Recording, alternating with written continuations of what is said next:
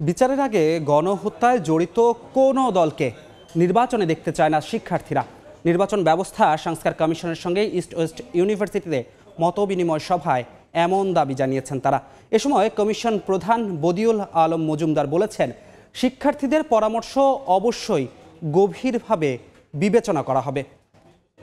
নির্বাচনে অংশগ্রহণ করতে পারবে কিনা, তা আমরা মনে হয় তোমাদের কি পরামর্শ যে তারা কি নির্বাচনে অংশগ্রহণ করতে পারা উচিত? রাজধানীর আফতাবনগরে ইস্ট ওয়েস্ট বিশ্ববিদ্যালয়ের শিক্ষার্থীদের সঙ্গে মতবিনিময় করছে নির্বাচন ব্যবস্থা সংস্কার কমিশন। সেই খবর জানাতে সরাসরি যুক্ত হচ্ছেন ফারুক ভুইয়া রবিন।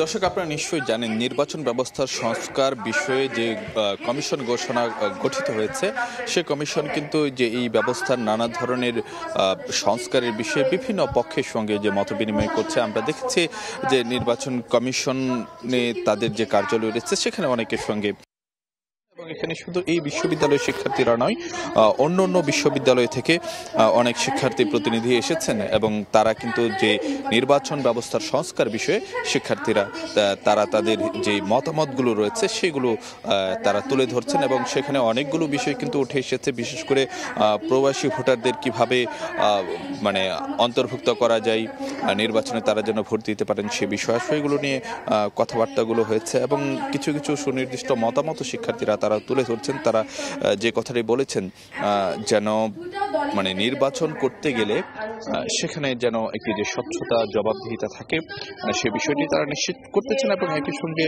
দল প্রধান এবং সরকার প্রধান যেন এক ব্যক্তি না হয় সেটি তারা নিশ্চিত করার দাবি জানিয়েছেন। অন্যদিকে দ্বিকক্ষ বিশিষ্ট সংসদ কাঠামোর বিষয়ে কিন্তু যে একটি প্রস্তাব এসেছে শিক্ষার্থীদের তরফ থেকে, নির্বাচনী ব্যবস্থা আরও স্বচ্ছ করার বিষয় এবং যে কমিশন নিয়োগের বিষয়টি যেন আরও জবাবদিহিতার মধ্যে আসে সেই বিষয়টি নিয়ে কিন্তু অনেকে যে কথাবার্তা বলেছেন এবং পরিবারতন্ত্র যেন দলগুলোর মধ্যে না আসে সেটি নিশ্চিত করার বিষয়ে কিন্তু যে নানা ধরনের প্রস্তাব এসেছে।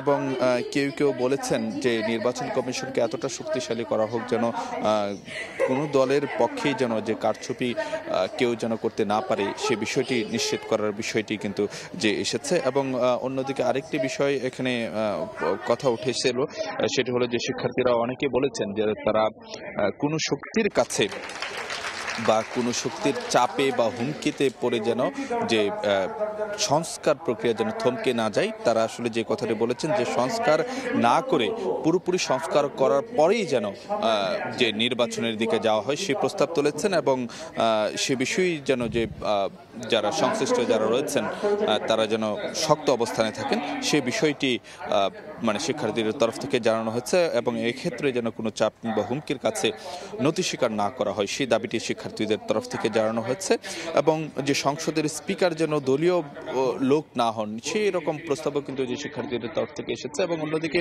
আরেকটি কথা এসেছিল যে একজন শিক্ষার্থী বলেছিলেন যে বিচার কাজ শেষ হওয়ার আগে যেন গণহত্যায় জড়িত দল নির্বাচন অংশ নিতে না পারে সে বিষয়টি কমিশন প্রধান বদিউল আলম মজুমদার জবাবে বলেছেন যে এই প্রস্তাবটি অবশ্যই তারা এই পরামর্শটি গভীরভাবে তারা বিবেচনায় নেবেন। তো এরকম বিভিন্ন বিষয় আসলে কিন্তু যে শিক্ষার্থীদের তরফ থেকে নানা ধরনের যে প্রস্তাব তোলা হচ্ছে সেখানে এখনো মতবিনিময় তো চলছে, হয়তো বা আরও কিছু সময় চলবে, তারপরে কিন্তু যে কমিশন প্রধানও তিনি আনুষ্ঠানিক বক্তব্য রাখবেন। তবে শিক্ষার্থীরা তারা যে কথাটা বলছেন যে তারা এমন একটি ব্যবস্থা নিশ্চিত করতে চান বা এমন একটি ব্যবস্থা তারা দেখতে চান যেখানে আসলে যে স্বাধীনভাবে প্রত্যেকে ভোটাধিকার নিশ্চিত করতে পারবে এবং যে গণতান্ত্রিক ব্যবস্থা যেন আরও শক্তিশালী হয়, আরও পোক্ত হয় সে ব্যবস্থা নিশ্চিত করার জন্য তারা সংস্কার কমিশনকে তারা তাদের নানা ধরনের প্রস্তাব তুলে ধরছেন। তো এই ছিল আমার কাছে সবশেষ খবর।